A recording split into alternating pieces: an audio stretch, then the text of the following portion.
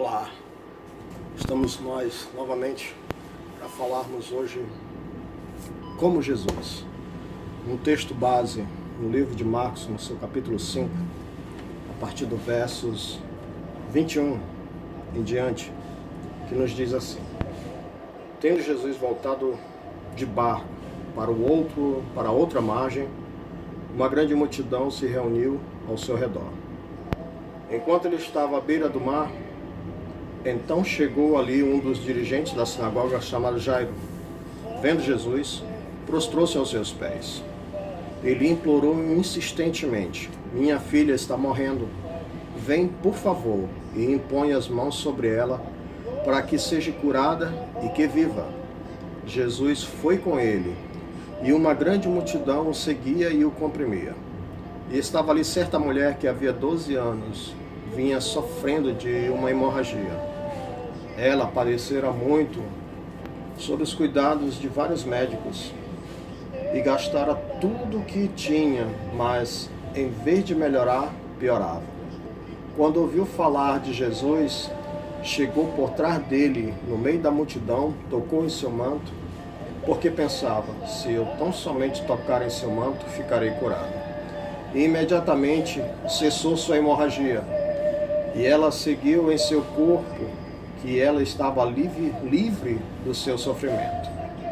No mesmo instante, Jesus percebeu que dele havia saído o poder, virou-se para a multidão e perguntou: Quem tocou em meu manto? Responderam os seus discípulos: Vês a multidão aglomerada ao teu redor e ainda perguntas: Quem tocou em mim? Mas Jesus continuou olhando ao redor para ver quem o tinha tocado. Então a mulher, sabendo o que lhe tinha ocorrido, aproximou-se, prostrou-se aos seus pés e, tremendo de medo, olhou para ele e contou-lhe toda a verdade. Então ele lhe disse: Filha, a sua fé a curou. Vá em paz e fique livre do seu sofrimento. Enquanto Jesus ainda estava falando, chegaram algumas pessoas da casa de Jairo, o dirigente da sinagoga. Sua filha morreu, disseram eles. Não precisa mais incomodar o mestre. Não fazendo caso do que eles disseram, Jesus disse ao dirigente da sinagoga: Não lhe tenha medo, tão somente creia. E não deixou que ninguém o seguisse, senão Pedro, Tiago e João, irmão de Tiago. Quando chegaram à casa do dirigente da sinagoga, Jesus viu ali um alvoroço, com gente chorando e se lamentando em alta voz. Então entrou e lhe disse: Por que todos estão alvoroçados e lamentando? A criança não está morta, mas dorme. Mas todos começaram a rir de Jesus. Ele, porém, ordenou que eles saíssem. Tomou consigo o pai e a mãe da criança e os discípulos que estavam com ele, e entrou onde ela se encontrava. Tomou-a pela mão e lhe disse: Talita cumi, que significa: Menina, eu ordeno a você, levante-se. Imediatamente a menina, que tinha 12 anos de idade, levantou-se e começou a andar. Isso os deixou atônitos, e eles deu ordem expressa para que não dissesse nada a ninguém, e mandou que dessem a ela alguma coisa para comer. Enquanto Jesus conversava com o pai da criança, chegaram alguns e disseram: Ela morreu, nada mais adianta. Esta é a experiência humana, a morte é o ponto final, lugar onde tudo falha e a esperança acaba. Só resta chorar. Mas a reação de Jesus: Por que todo esse alvoroço e lamento? A criança não está morta, apenas dorme. Revela que sua visão da morte é completamente diferente. Ele a chama de sono. Em 1 Coríntios, no capítulo 15, o apóstolo Paulo diz que Jesus ressuscitou dentre os mortos, sendo ele as primícias entre aqueles que dormiram. Ora, além da menina nesta narrativa, o Senhor ressuscitou pelo menos outras 2 pessoas, Lázaro e o filho da viúva. Como então ele pode ser o primeiro? Nenhuma das 3 pessoas continuava viva, mas cedo ou mais tarde tornaram a morrer. Contudo, Jesus ressuscitou em uma condição completamente diferente deste corpo, sujeito às leis da biologia e da física. Logo após a ressurreição, no caminho de Emaús, ele desapareceu da vista dos discípulos. Adentrou uma sala com portas e janelas trancadas, onde alguns dos seus estavam reunidos. Foi visto por mais de 500 testemunhas oculares e ascendeu aos céus. No Apocalipse é visto resplandecentemente glorificado e continua vivíssimo à destra do Pai. Porém, pode estar onde 2 ou 3 se reunirem em seu nome. Definitivamente, sua ressurreição foi muito diferente das demais. Ele é a primícia, mas nós também seremos ressuscitados à sua semelhança, com corpos capazes de viver em uma dimensão completamente distinta da experiência atual. Nem é possível imaginar como será. Durante toda a vida, a morte paira sobre nossas cabeças como abutre. Começamos cada dia sem saber como este vai terminar.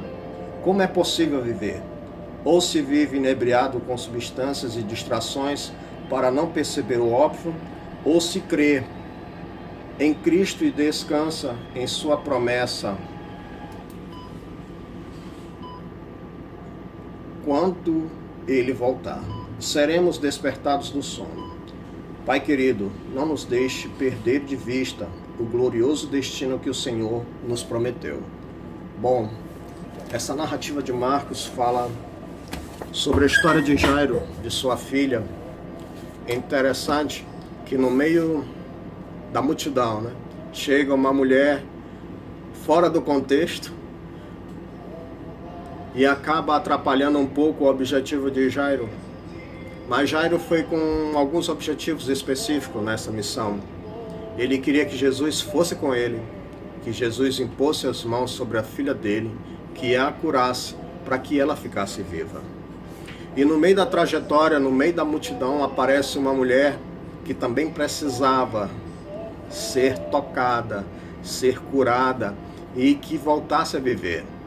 Ela, no meio da multidão, era ninguém que fosse percebido. Jairo era um líder da sinagoga, nobre, e para ele era mais fácil estar perto de Jesus. Mas essa mulher, para ela, era mais difícil. Mas isso não a impediu de tocar em Jesus. Enquanto todos caminhavam, Jesus para e toda a multidão para, e Jesus faz uma pergunta interessante: quem me tocou? E os seus discípulos olharam para Jesus sem entender a pergunta e disse: mestre, todos nós estamos te tocando, toda essa multidão. E Jesus responde: olha, alguém me tocou de uma forma diferente. E aquela mulher, percebendo que nela havia acontecido algo diferente, tudo aquilo que ela havia sonhado durante toda a sua infância, durante toda a sua juventude, acabara de acontecer. Um milagre chegou na vida dela, Jesus a curou, e ela diz para Jesus: olha, mestre, foi eu que te toquei, eu passei por todas essas situações até chegar aqui.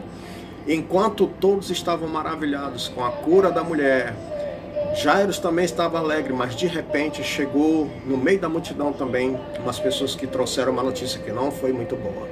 Trouxeram a notícia de que a filha de Jairo havia morrido. E Jairo, sem entender nem compreender, vendo aquele milagre, vendo aquela alegria daquela mulher, mas a sua alegria pessoal foi embora. A sua filha estava morta. Mas Jesus vem e novamente diz outra frase interessante: Jairo, não temas, creia somente. E Jesus foi com ele conforme ele pediu, que Jesus fosse com ele. Jesus foi.